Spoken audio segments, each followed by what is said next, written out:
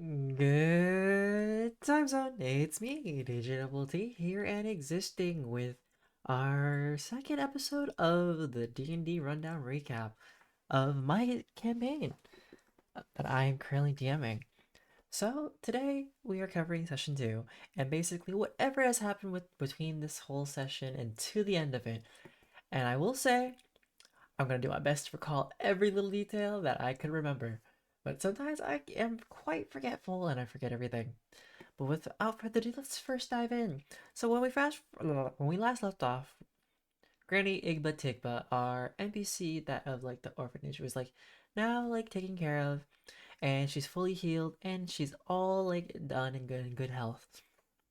Right now, we start off with Granny Igba like talking to the group, saying like kind of just like recapping everything that happened in the previous session, right? And she said hello. Um, also got up, but we also saw like how she interacted with the group. Granny Igba is like if you were to say like a description of her character, she's not fully like the character of Aunt Fanny from the Robots movie, but more just look wise. That's what she kind of looks like, but she isn't. That isn't her. But she takes up a lot of space within the room, and like it was a little wild because I think a few people left. I think it was Julius, the character Julius, uh, Julius Soria, and Tycho. They all left forward. It's like wait at the entrance. Sage, however, like sat in the room. Luckily, like avoided any like badonkadonk getting smacked by um what's her by Granny Igba, and then everybody else got introduced to like some of our newer characters, specifically Roth Degoth, the husband of Helena Roth.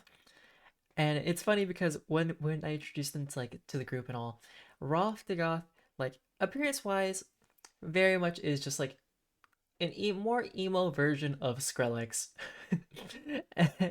When I described it to the group about who Helena was, because they were like interacting with Helena, what did she look like?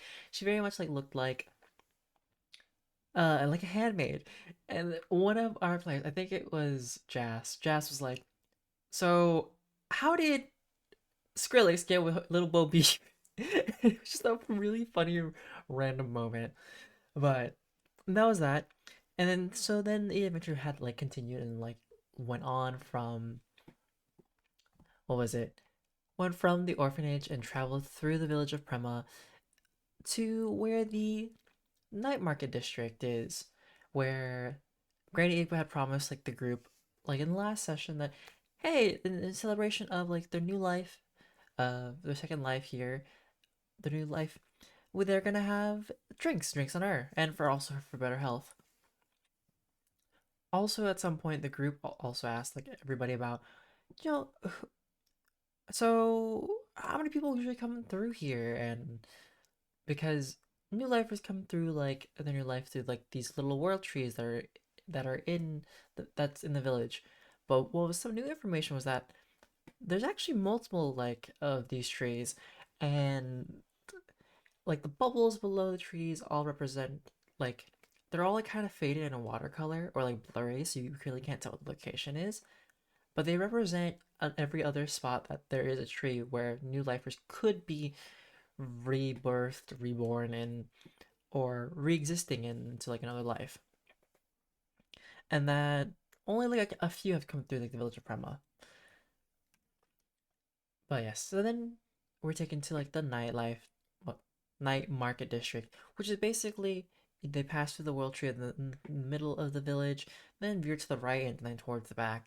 And at this point, the time in the world it's like about like fully sunset, like the evening has passed, type of deal, or evening's coming type of deal.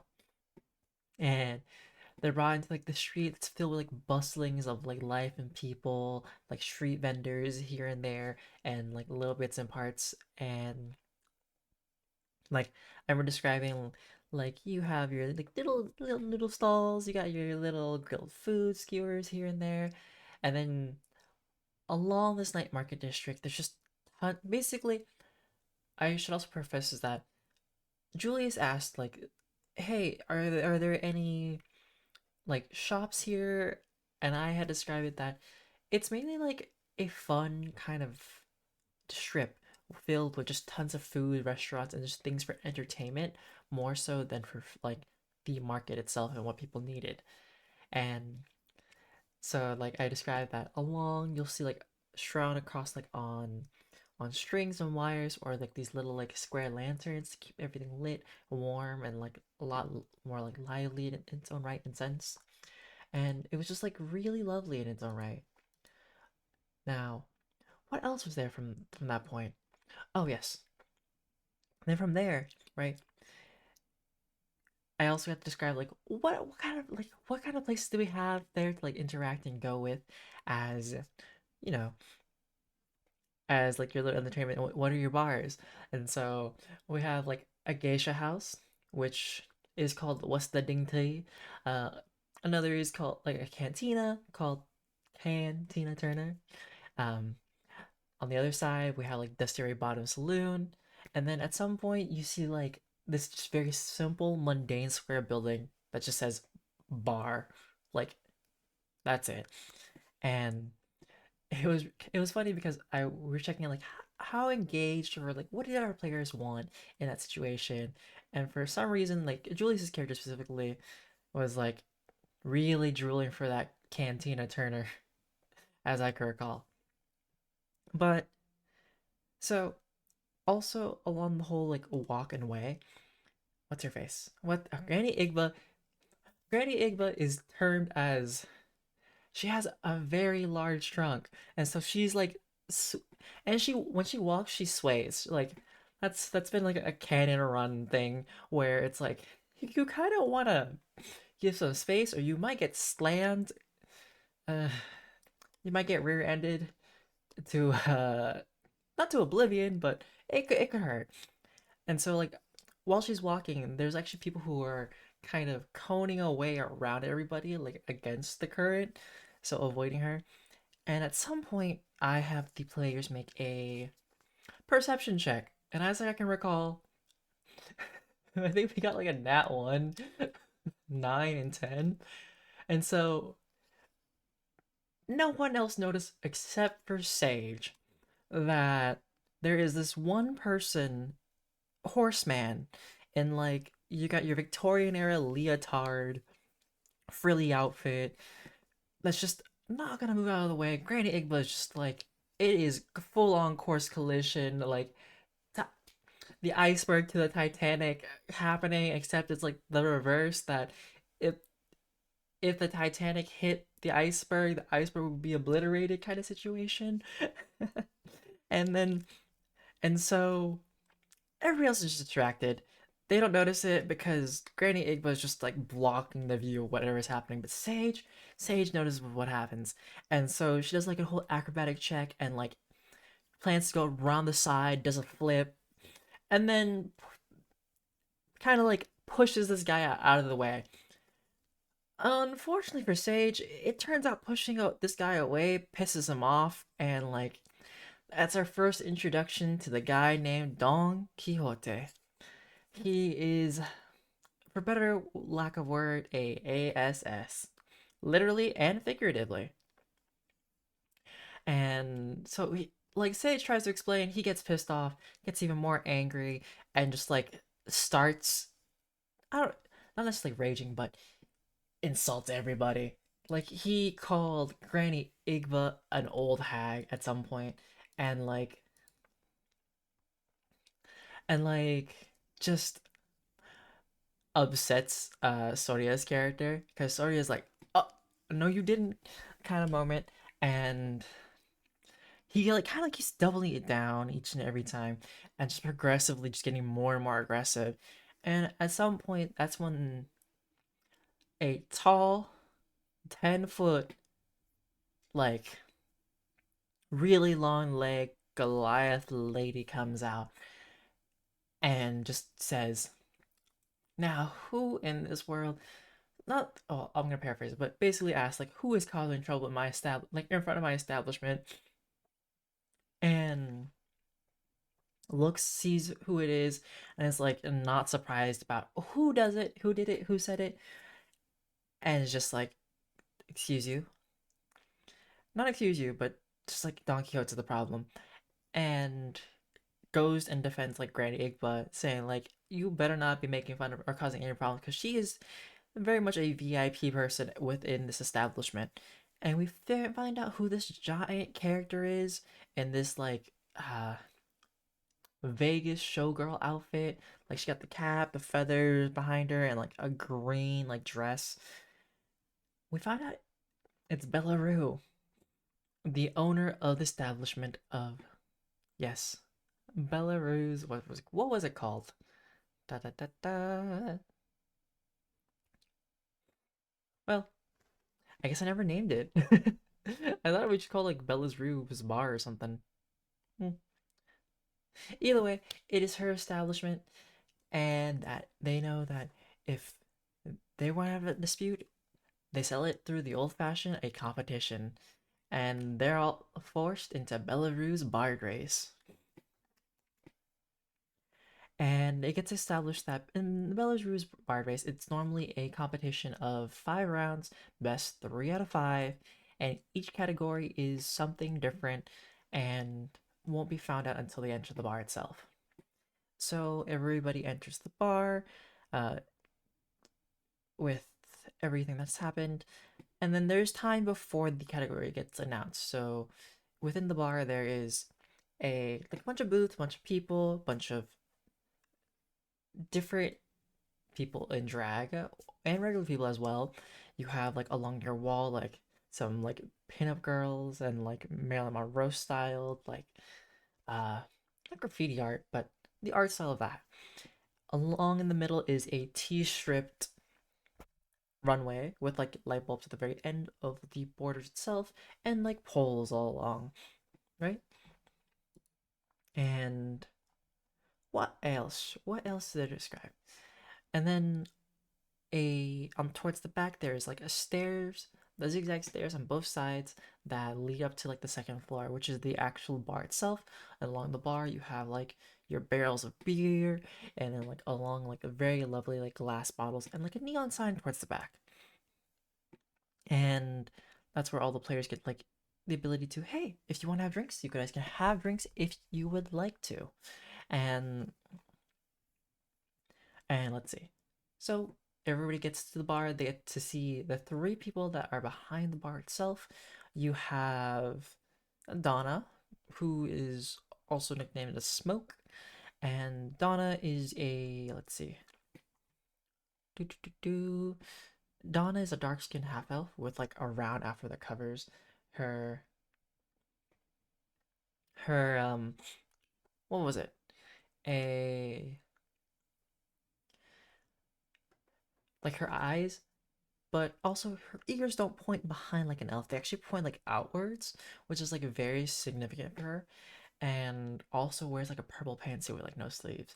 Then there is a first character who is, well, not first character, but one of the other bartenders is an Astamir like male with like a beard with like full tattoo sleeves and has like a gold colored dress in black and like has a gold belt with like white long hair, and it's found out that it's a wig.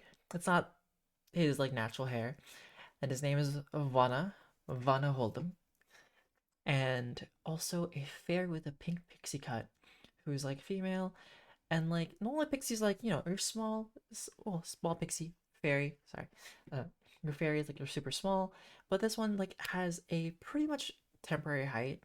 It was never explained within the campaign, but the reason why is that she has like the ability to shift between her smaller form and larger form just for work, which makes things a lot easier. Because imagine just a small little fairy person trying to make you a drink with like something really heavy, and it doesn't work that way. Um, what else? Oh yes, and that person's name is, oh yes, and they also have a vine crown with like very much browning leaves and an emerald, and they're wearing like an emerald green suit, and their name is Sig Nature. And as you could not tell, these are pun drag queen names, drag queen, drag king names. And it's just like it was just like a very, very much fun. Signature, like SIG, like signature. How do you spell that? But that is what they are. Yes. Also, sorry, I should probably preface this as like, if anybody comes by, I will like interact with them after this. I just want to make sure this whole rundown's more covered and with like very little interruptions. What else? Oh yes, and so this is like where everybody gets introduced to drinks, and as they see people, let's just say Sage, both Sage and Soria were like, ooh, Vanna Hold'em, Vanna Hold'em, Vanna Hold'em is this sounds hot to them. They're like, ooh, like they felt warm and tingly. Uh, so Julius orders a frosted like they ask like, do you have a beer? And like, what's the menu? Like, how do we order things here?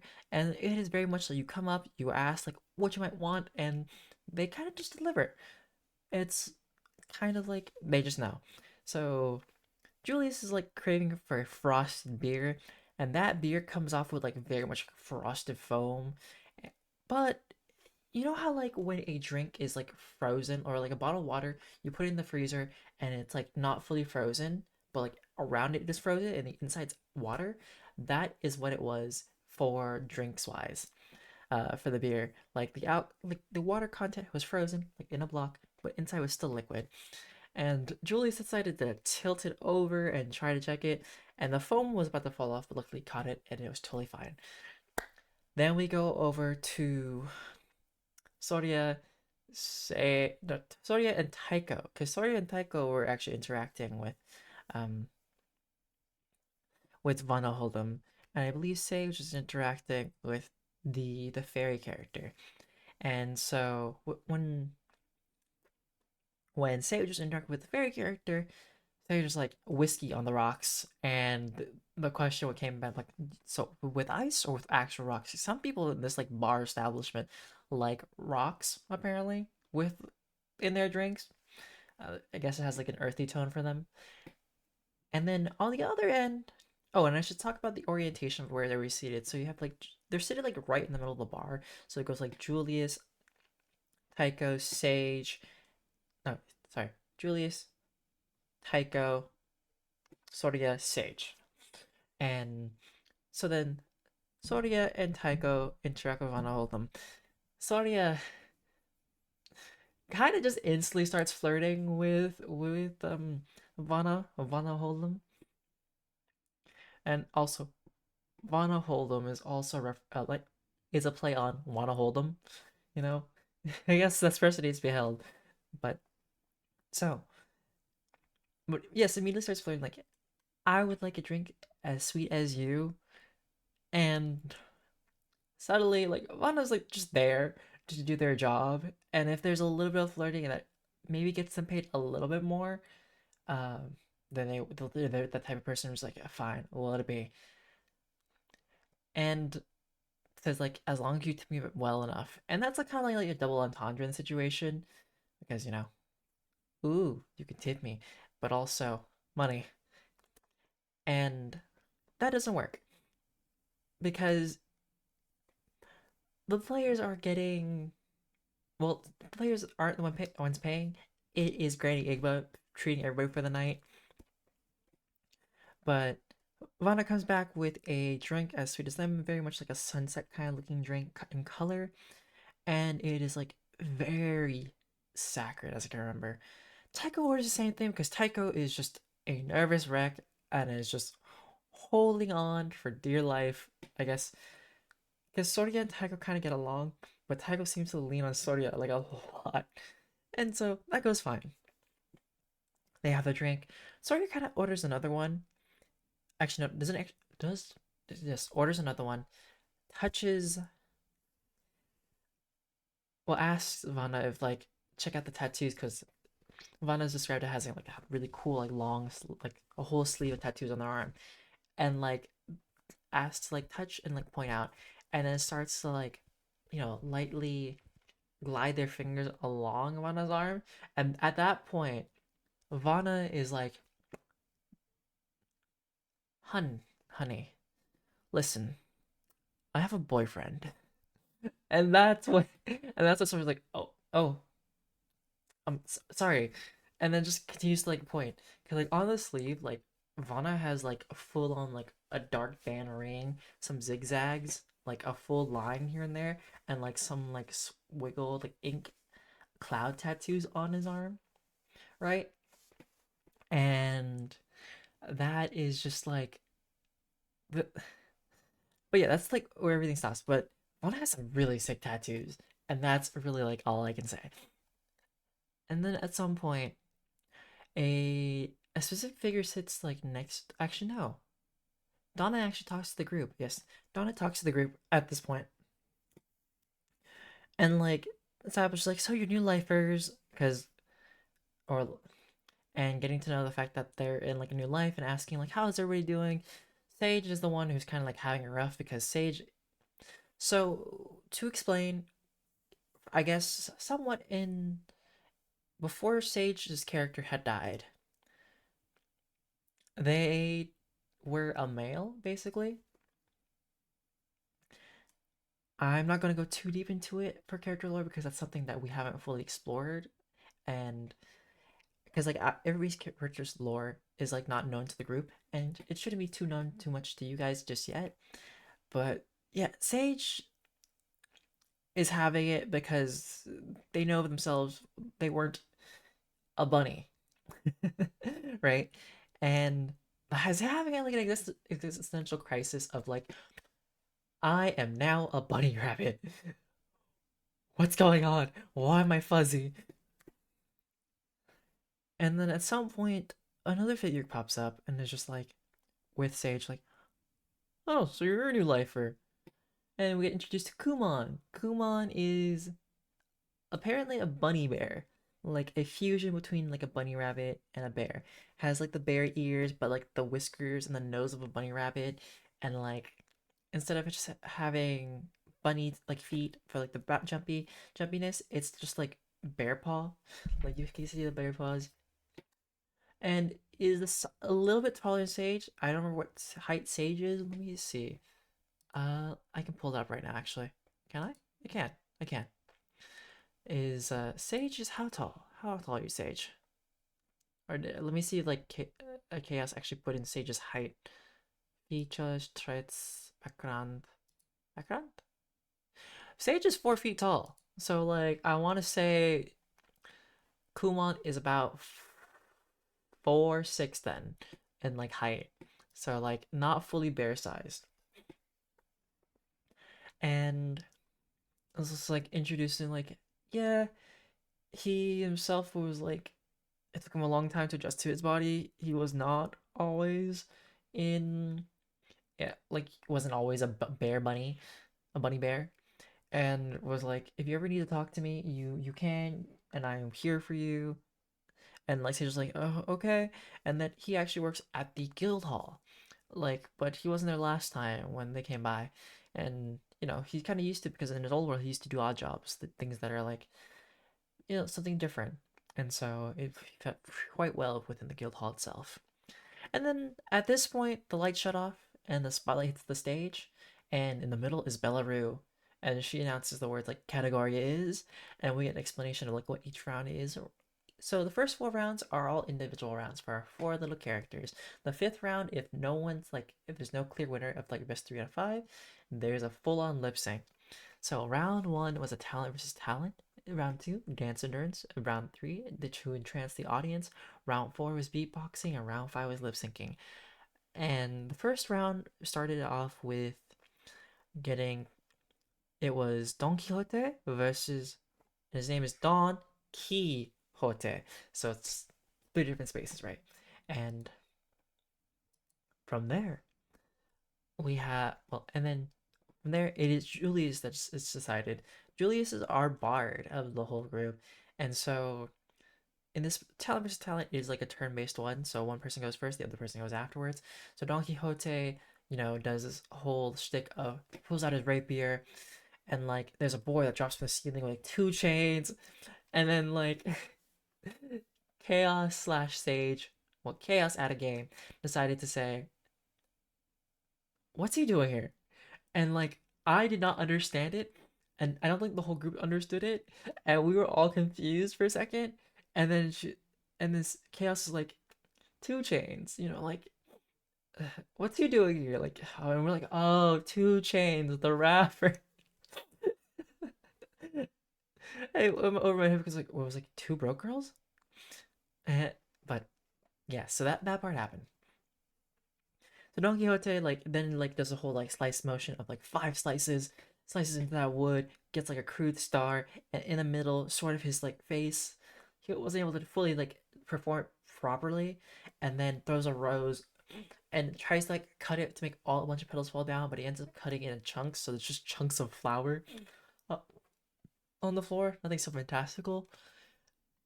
Then it became Julius's turn, and Julius's turn was just like,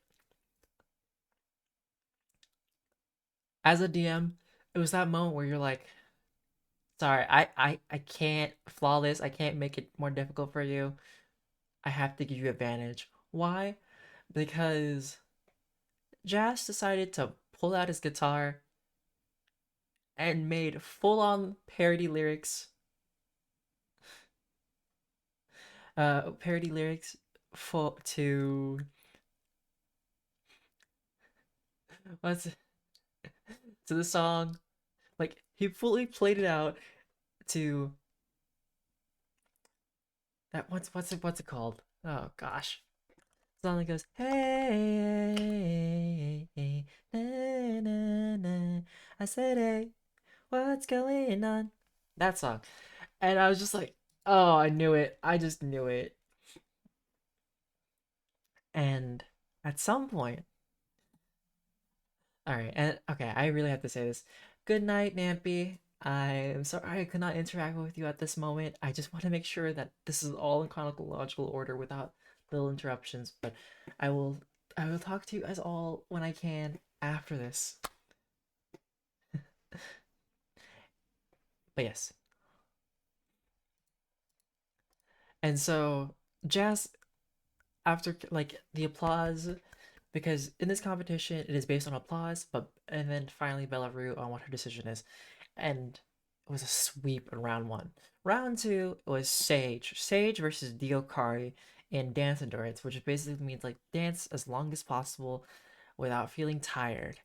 And Diokari is described as a like heart being that looks like kind of like Ricardio from Adventure Time, but he has like a really smug face of like, it's like it's not it's not good. It's like his face is so scrunched. It's not like fully encapsulated in this heart being. It's just there. It's just ugh. I'll have to draw it for you guys at some point because I have not done character art for some of these people, and I think I won't be able to do that today when it comes to things because, well, I'll talk about it afterwards. But there's the whole competition, right? And Sage ends up being just fine. Sage comes from a time where it's just the Charleston dance, and yes, that's what Sage does, Charleston, and it kind of gets embarrassing. There's a lot of like murmurs and things, but Soria decides to just, like cheer on Sage, like, yeah, Sage, keep going, you got this, like don't matter. And I believe there's also some like voicing of like saying like that they suck, but they were able to push through it. Diokari like starts posing, then starts like really going ham. And the guy, it turns out, for a guy that is a play on the word cardio, cannot exercise well enough. And he like dies in like a pool of sweat. He like just, no, he doesn't die per se. He just ends up in a pool of sweat and needs to be dragged off the stage. Like, help! Water. And yeah, round two is just a clean sweep. Sage won that round as well. Round three is to entrance the audience. And to entrance the audience means not just seduce the audience to get them to cheer and woo, but like to get them tipped. Oh, I should also say that depending on the situation, the stage itself has like two poles, firefighter poles, slipper poles, whatever you may want to call them, that kind of reach the ceiling so people can dance on if they want to, but at certain points they can also lower them to not be there. And so it's Rhythm Knight versus Tycho. Tycho, our nervous wizard. And yeah, the music starts playing like something like smooth and waltzy, kind of salsa as I remember. And Tycho decides to summon a an illusion. I forgot. I think it was like for what spell it was specifically. Summons an illusion within like a 3x3 frame because it can only be so much, and it is a sexy dwarf woman as I remember. And I could not stop picturing as a DM a dwarf woman with a beard, just like full on beard. And it's my fault because I played the game Tavern Talk, and that's all I can think about as a character. But Rhythm dances, and she's like super like sensual in a sense, but is also just very sad.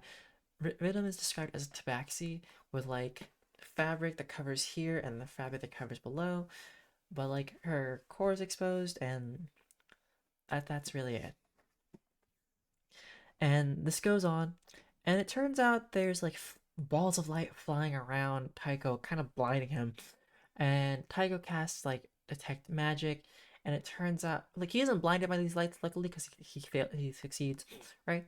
And turns out that it's coming from Diokari, who's apparently casting these things as a distraction. And a large quote that comes that I forgot to tell in the campaign and currently is the fact that Belarus said,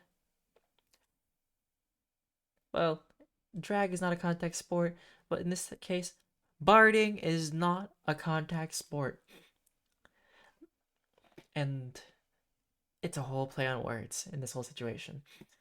And yeah, and so Tycho's like, hey, he's the cheating happening. They're doing the things and stuffs, and has to signal to the group. And no one really notices. Well, no, someone notices this one specifically, which is Soria, and Soria decides, all right, I'm gonna punch this guy. I'm just like, okay. So Soria tries to go roll for the punch this guy. I think she rolls a nat one at that point, and I just said, ooh, or wait, no, that was at a different point, at a different point, but in this situation, did try to like actually tackle this guy, and fails to do so. And what else? What else would happen there? If it just fails to do so, and luckily it is still settled at some point, and the competition gets called, and Belarus says, based on the donations of what people got, like Rhythm might got a few coins here and there, but Tiger got way more when it came to like the performance from like a lot more tips and also a knife and someone's undergarments, specifically panties. It was interesting. And so that round ends. It is clearly a clean sweep for our players. The best 3 out of 5. They won 3 out of 5. Rhythm goes off the stage, kind of just sad. Don Quixote kind of just bashes her and says like she sucks and like she could have done so much better, and she kind of goes off cry because this guy is just. It turns out that those two are dating, and the guy is just ugh, like ugh, you know.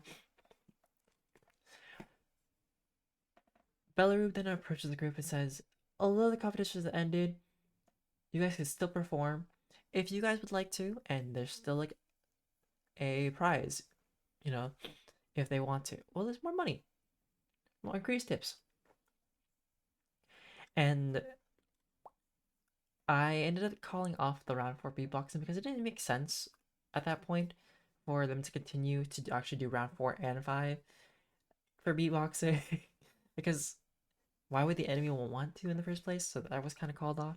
But so they go into like a full-on group lip sync, and it's just their group, and it's within the rights performance of "Living La Vida Loca." And one of our players, I believe, was Jazz, said, we're doing a Shrek ending, aren't we? And I was like, maybe no. I mean, no. I can see how you see that, but no. And so it goes on like the whole performance. I believe Tiger goes runs off to like control lights and special effects while Sodio is like there to back up. Julius is like there as one of our main performances, like to sing it all, and then Sage like tries to do something. I believe with their like what they're wearing, and then actually finds out that oh, I have breastises. And that's where the existential crisis starts, closes, kind of freaks out on the stage a little bit, but everything at least goes somewhat well in the lip sync. And I believe at the end, Soria gets hit with like the splash of water because pulling the bucket down that's hanging from two chains again, and there it goes. And then that's where everything ends. They get the cash prize. Well, not on the session, but the competition. They get a cash prize. They had the chance of rolling a D100 and well, one D10, one D thing, you know, two dice to make a D100, right? And it goes to a so Jas rolls, ends up getting 18 coins. And my initial plan was if it was too much, it was gonna be divided by two. Uh, I can say this out loud. They won't watch this, but I felt bad, so I was like, okay, 18 divided by whatever to be split between you guys, and then Tycho gets the two items he actually got from his performance, just because why not? And then Helena like approaches Tycho specifically, saying like, "Hey, I would like to talk to you, but also, why don't we go see how Vision's doing? Like, I worry about her, and I just want to make sure she's all right." And so like it gets kind of pulled along. He tries to ask for anybody else, but then she's like, Helena's like insistent and just takes him along specifically. Then Soria gets approached by Donna or Smoke to try out like one of her special drinks to the bar, and so she follows up with that. Sage wants to go straight to the bar to get a whiskey uh, or two, and downs the first one, holding on to another one, and then goes into like the bathroom, and we find out there's actually three different bathrooms here. So there's like one for men's, women's, and gender neutral because hey, we're gonna have a drag bar, it's might as well, right? And Julius gets approached by Bellarue because moved by the performance of or really liking the performance and because someone else had called out and was like did not one of the performances could not make it. Jess was called in for a last minute replacement and the potential to make some extra coin as a bar. He does another performance, like his own thing, uh, and gets a couple coins here and there too as well. A decent amount from everybody. Good old performance. Now Soria meets Donna again, and Donna Smoke specifically, and approaches them, and it's like, "Here's the drink that I made for you," and Smoke calls it pink smoke. It's our special. And Soria tastes it, and it tastes very much like strawberry lemonade, a hint of smoke, and dried orange peels. Oh, and I guess one thing to really bounce back to just for random fun things is that when Jazz tasted like frosted beer, he had to punch through the ice for a second, but very much the foam itself in the beer tasted like, well, the foam itself was like how it feels to chew five gum, like very cold. The beer itself like warmed his throat to like neutralize the effects of like just having super cold, chow to chow feels to chew five gum situation, right? But yes, back to Soria like in the current time. So has a drink, but then Smoke kind of leans in closer to her. It's like, hope you like the drink, my patron. This will be probably the only time I'll serve you. Just remember, knowledge is power and knowledge is sexy. If you ever need me, well, you'll have an inkling. No, have an inkling of how to find me. But next time, I hope you'll have something to offer. And then she says to look behind her. Sawyer looks behind her, and then she looks back, and then so smoke is gone. Smoke has left behind a cloud of pink smoke, and in the middle says the word says Shadia. And I had to have uh Soria do a history check just to remember who this person was, because so to preface, Soria is a warlock and she does have a patron, and it was only talked about once because of like how this world was gonna function that Soria knows who Shadia is, and Shadia is her patron. And it was kind of funny because the group was like, "How did you forget your patron?" And to be fair, it was only mentioned once. Let's see. And then, so after the whole panic, uh, now bouncing over to Sage. Sage goes into the bathroom, kind of looks not to check out that they have breastises, but the fact that they now have that and they're just having an existential crisis. Then go back up and clearly seeing that this is an existential crisis, the bartenders are both like, "Here's another whiskey. Like, here's two." It's like, don't like, don't freak out. And then at some point, given the hardest alcohol they have, that is 99.999% alcohol, and then Sodia, well, Jasmine was like, "So, absinthe. No, what was it called? Not absinthe. What was it called? The one alcohol? I don't remember what it was called, but a really strong alcohol we mentioned. And this was described like pitch black. And it's like, you'll live. It's just very hard hitting. And Sage decides to drink it and pretty much holds her constitution, like hits it in one go, clunks to like pass out. Now back to like Tycho and the rest of Adelaide. So Adelaide goes inside. It's Tycho hears like she's calming the like a rhythm down and just like questioning her worth and the relationship, and then starts like crying a little bit more and more. And Adelaide's just like, Adelaide, Helena's just like, maybe we should get you fresh air. And so those three walk out to the bar, out of the bar itself, and are just like giving advice, and some of it's questionable advice, not the best. And Rhythm's like, maybe, maybe not ready for it all, and or to like to end this relationship, and is questioning the whole situation, and it's just like, maybe I should just get some rest. I'm just exhausted and couldn't handle the whole situation anymore. And then Tycho and uh kissing Adelaide, it's her, that's right. Helena interact with each other some more at that point, and it's revealed that Helena is also a new lifer, and that she would not have adjusted to her life if it weren't for Roth the Goth, and she knows what it's like, and if, she's there for Tycho, seeing like the guy's just a nervous wreck and just trying to help out as much as possible. And then that's where it's audibly quiet. Tycho doesn't notice anything like that. It is quiet, that there's not people there in the streets at this current moment, but at some point notices a figure,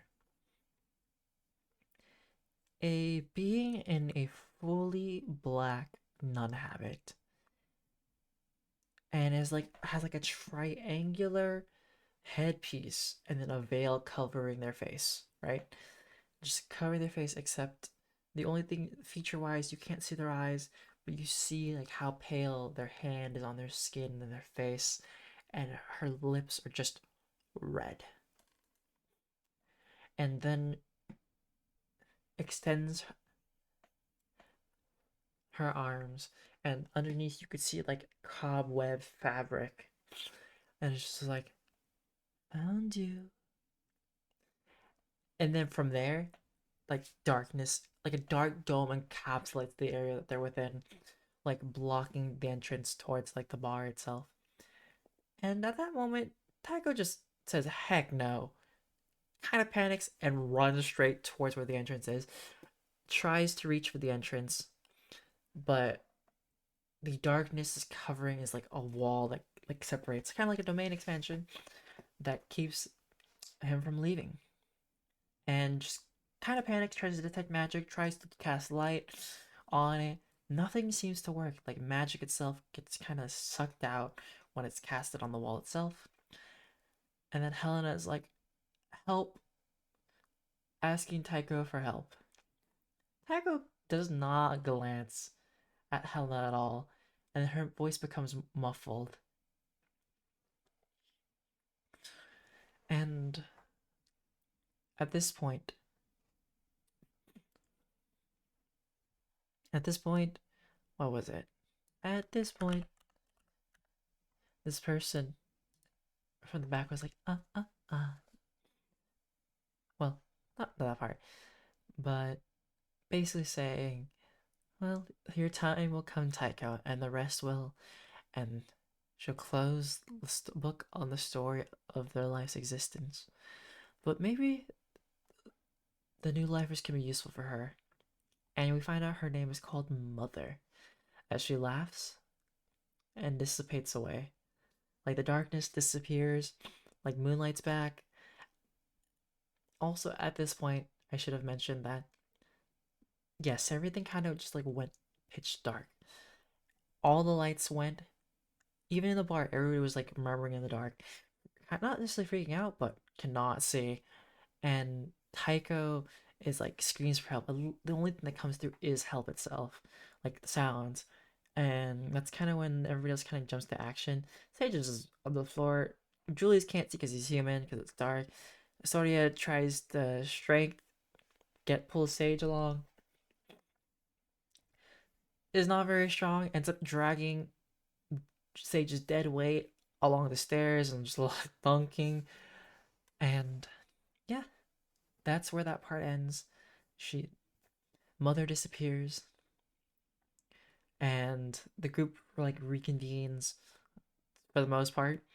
And Roth says, "My wife," and like freaks out, and kind of like let's blame here and there, and lots of finger pointing necessarily at Taiko for not helping or doing anything.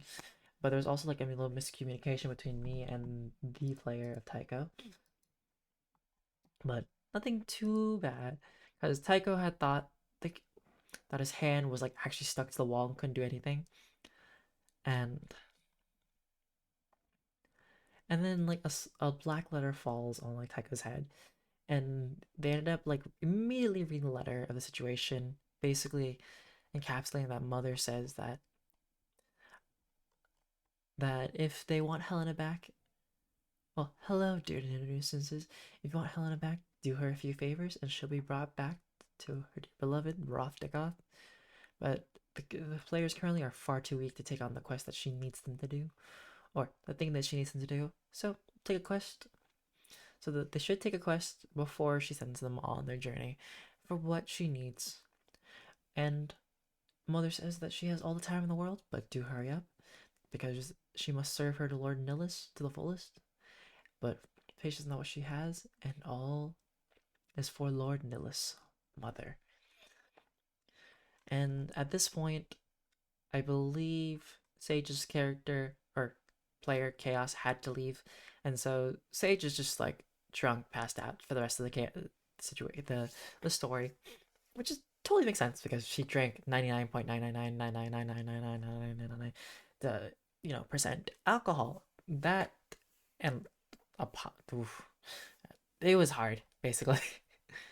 uh, Soria figures out she can actually cast a disc to carry Sage's body a lot easier back towards the orphanage, and everybody decides to go to bed. I asked Tycho like how's his room oriented, so he has like 6 lights on, and then hears like a voice. Turns out he's getting attacked by shadows. Luckily, he's able to fend it off and keep it quiet, and is able to basically avoid being attacked by whatever it is that could be following him or trying to suffocate him. And the rest of the night goes peacefully, and that's the end of session 2. Yeah, that's it for that part. And yeah, it was just a very roleplay heavy situation, and something that I learned is that my players definitely would like at least one combat per run, or like I don't know, something to smash at some point. And so that's something I can improve on. And also, I think I just wanted to improve on some building certain parts of role playing a little bit better.